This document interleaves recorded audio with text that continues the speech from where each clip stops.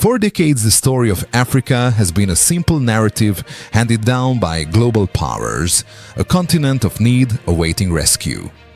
We have been conditioned to accept that salvation comes in shipments of foreign aid, in bags of imported grain, and in complex contracts signed in distant capitals. But today, a different kind of story is breaking through the silence of the Sahel. It is a story so strange, so defiant that the global establishment is struggling to grasp its implications. It began not with a speech at the United Nations, but with the quiet, deliberate action of a few trucks rumbling through the desolate landscape of Burkina Faso.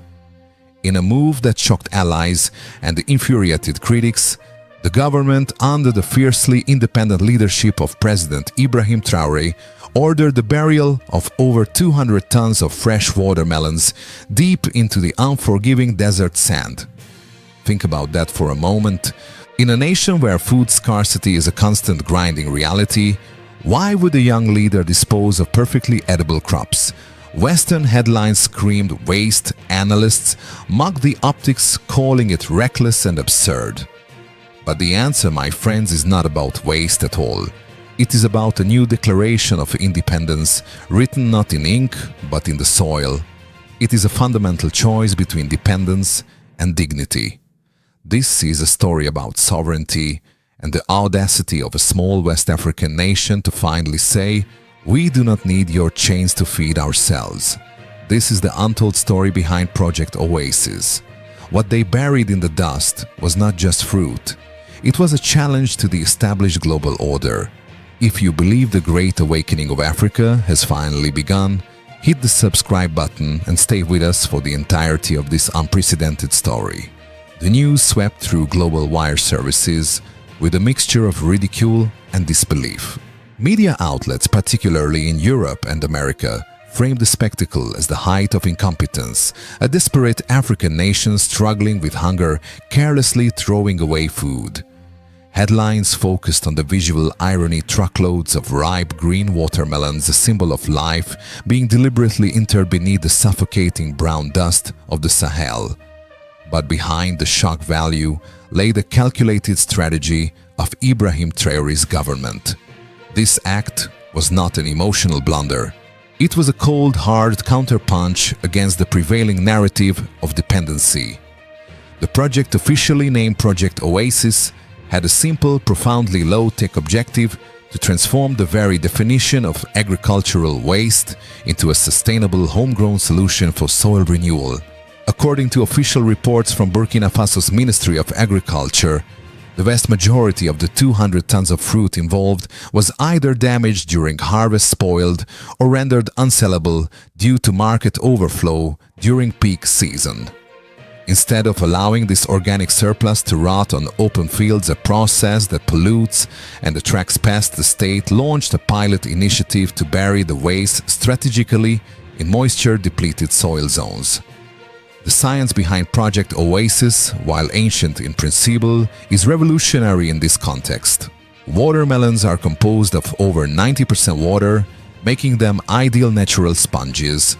As they decompose underground, they act as slow-release reservoirs, gradually moistening the soil over weeks, not days. More importantly, this fruit flesh contains critical micronutrients, potassium, calcium, magnesium, and organic carbon. As government scientists explain, these elements attract and revive microbial life, restoring structure to fields long stripped of fertility by decades of erosion and relentless drought. Independent agronomists invited to observe the early trials confirmed the astonishing results. In small plots where the melons were buried, moisture levels remained significantly higher, lasting up to 14 days post-rainfall, compared to just 4 days in the untreated control zones. For millet, the staple grain of Burkina Faso seedlings, germinated nearly twice as fast, with root systems penetrating deeper into the earth by the third week. This was more than just a marginal improvement. It was the difference between a failed harvest and survival. It was the difference between praying for foreign aid and finding resilience in one's own backyard. But the true force driving Project Oasis wasn't agricultural data. It was political defiance.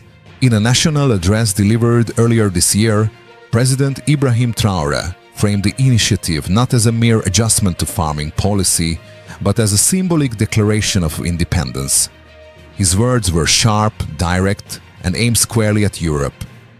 "If the world will not sell us fertilizers without chains," he declared, "we will create fertility with what our land already gives us."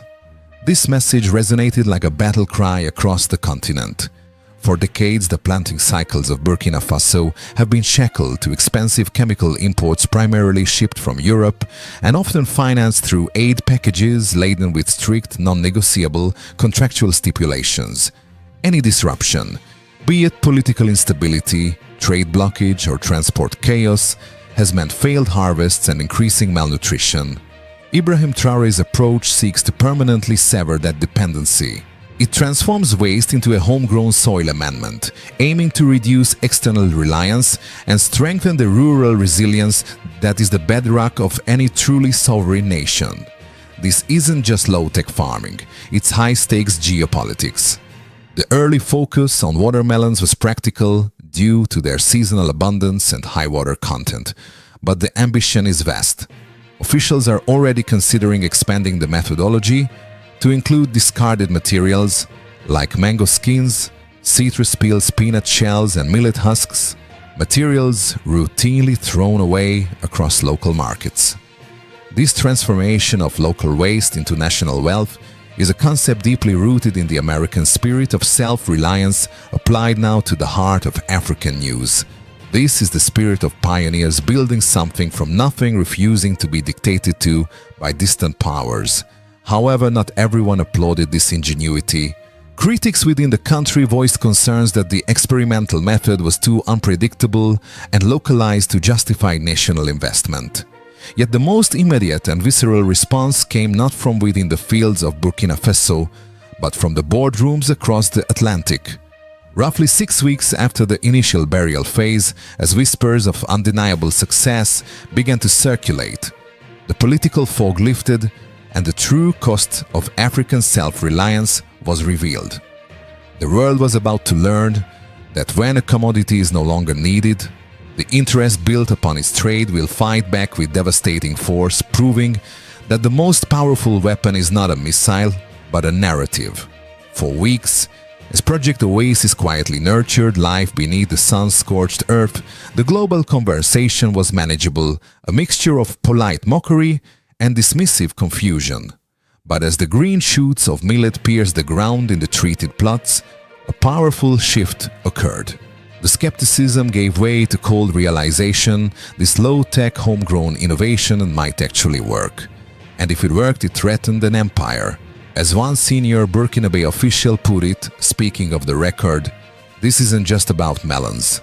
It's about ending a system, and systems don't die quietly." The true tipping point, the moment the story transformed from an African farming experiment into a geopolitical fault line, came not from the fields of Burkina Faso, but from a digital leak. Roughly 6 weeks after the initial burial phase, an internal memo from a powerful European agricultural trade associations appeared online. The document was urgent, even alarmist. It did not focus on science or sustainability. It focused on capital.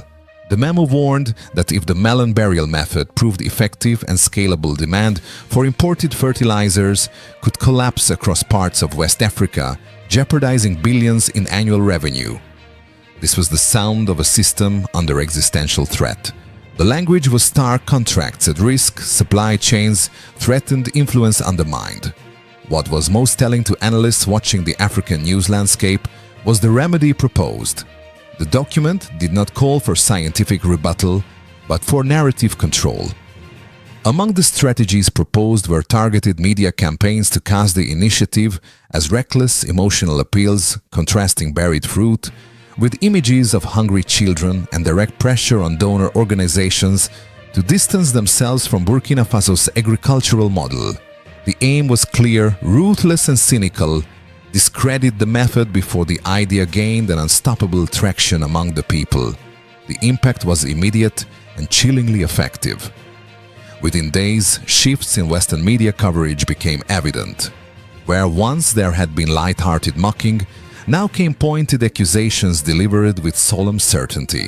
Headlines describe Project Oasis as an unsustainable stunt, a smokescreen for deeper policy failures, and in some cases, a dangerous distraction from real reform.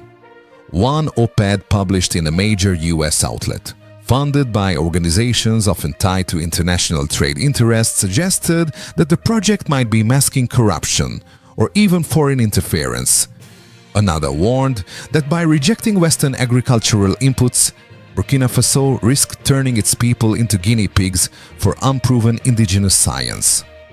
The very idea of African ingenuity was being weaponized against the African people. Inside Burkina Faso, the effect was electric. The leaked memo was read aloud on national radio stations. Talk shows erupted in passionate debate. In marketplaces and mosques, the question was not about soil science but about power. If this project truly threatened no one, people asked why were powerful institutions so desperate to stop it. This public revelation validated President Ibrahim Traoré's entire stance that the price of external help was the perpetual surrender of sovereignty. Yet the reaction was not unified. Opposition leaders seized the opportunity, demanding investigations into the project's costs and environmental impacts. Protesters in the capital Ouagadougou held signs demanding transparency. Where is our food and where is the truth? Skepticism surged, especially in urban centers, where the images of truckloads of green fruit disappearing into the sand felt distant and abstract. The battle was fought on the airwaves, a psychological war, attempting to sow doubt and fear. But in the rural communities closer to the test sites, a quieter, more determined sentiment began to take hold. Farmers who had witnessed the first genuine growth in years from the melon-treated plots stood by the project. In the village of Liptugu, a veteran named Solène shared his perspective on community radio. We used to guard borders. Now we guard the soil. One protects territory, the other protects the future. His words, direct and powerful, began to inspire a grassroots movement far more potent than any media campaign. They realized that their struggle was now part of a larger global drama, a fight for the right of a nation to define its own survival. The choice was clear: trust the distant corporations or trust the soil beneath their feet.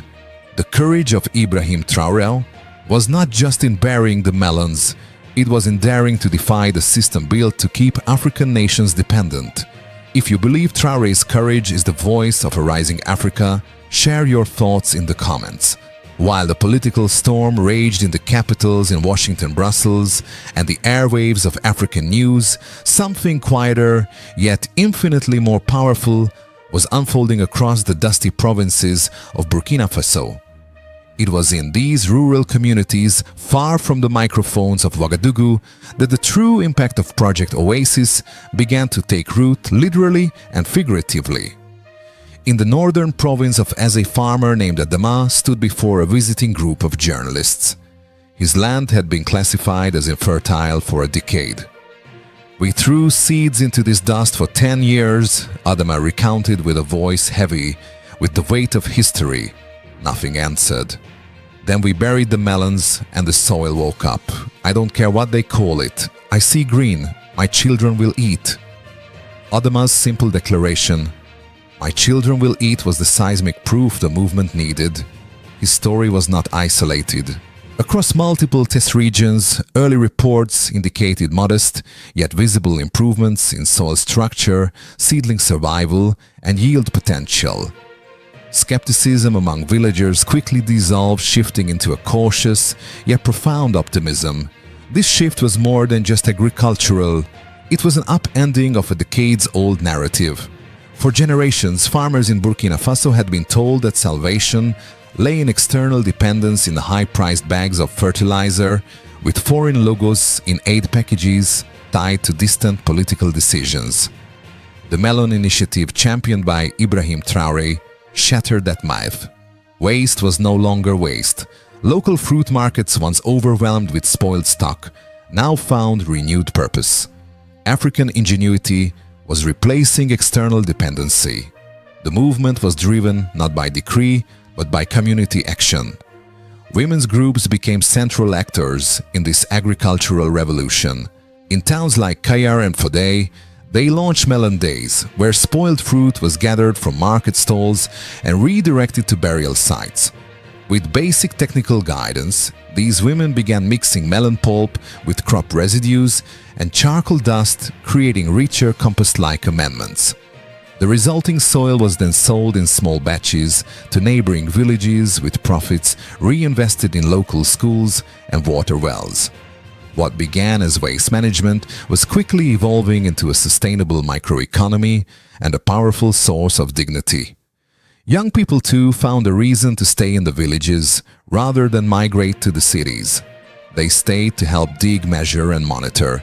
Teachers designed lessons around the science of watermelons and soil, and children in classrooms near Bobo Dioulasso were given one fruit to bury an act they called planting water.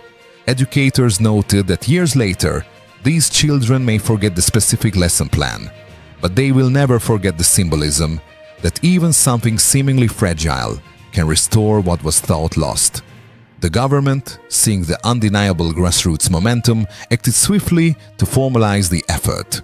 Regional officials were instructed to identify other suitable biodegradable waste streams, mango skins, citrus waste ground nutshells, and livestock manure.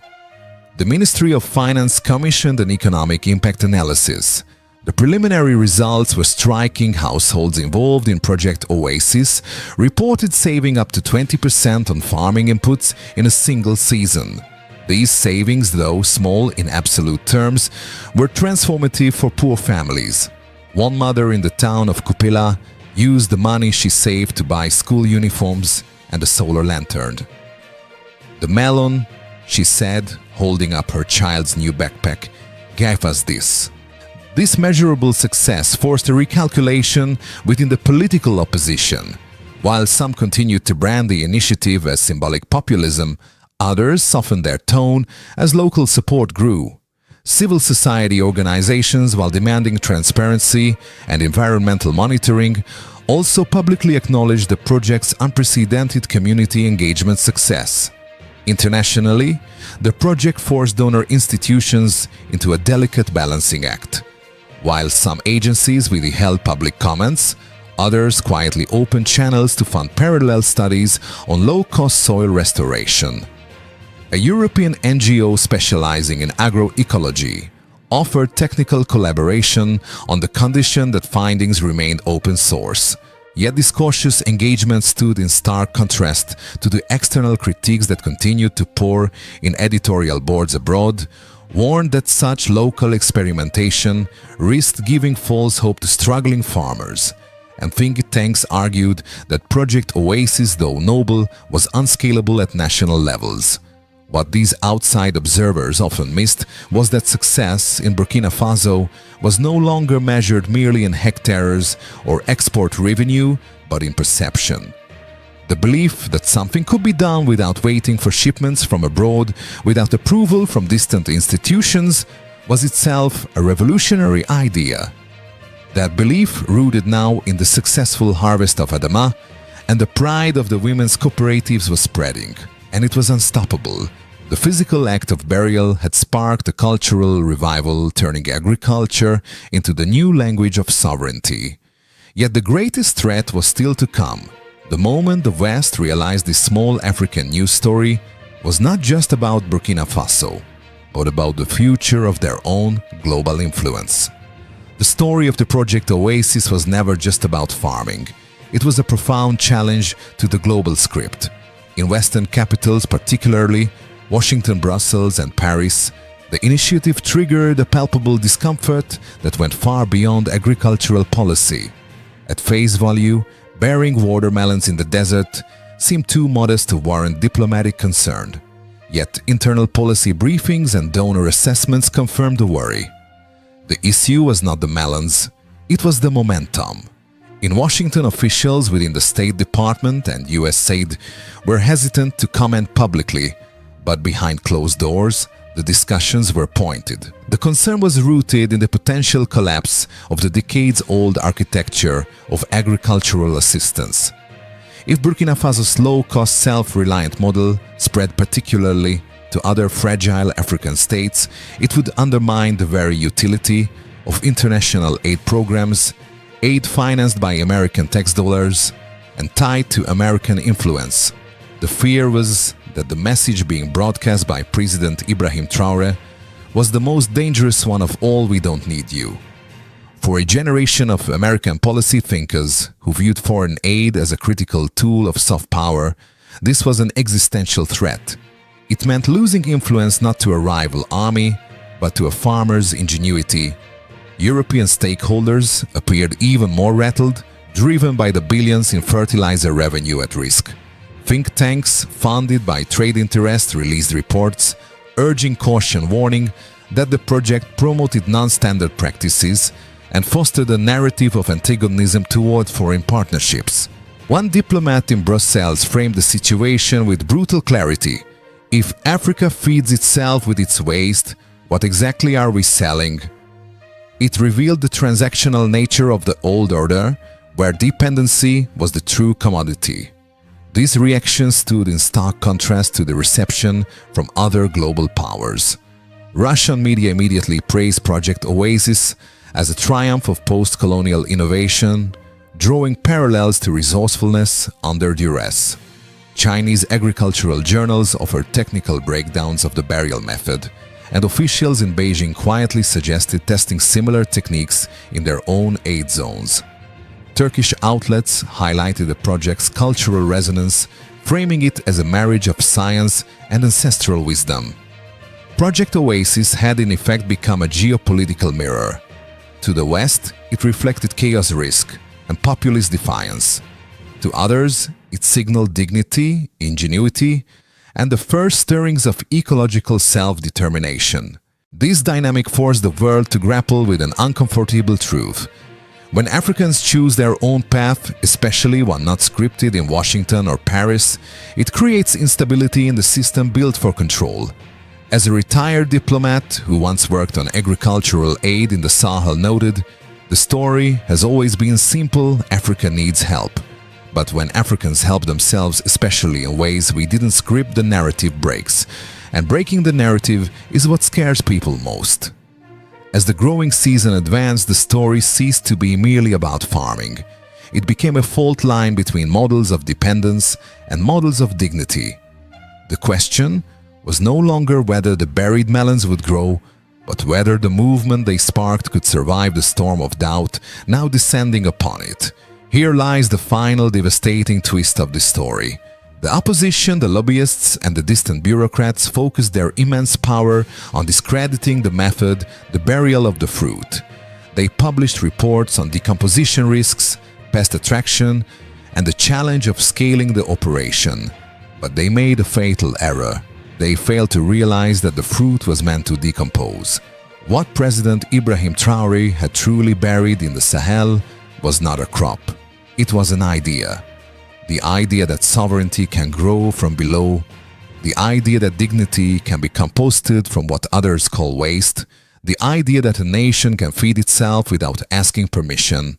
The buried melons will decompose as they must returning their life to the earth, but the profound realization that a simple watermelon could disrupt global markets, ignite regional solidarity, and reframe the very meaning of progress, that idea cannot be suppressed.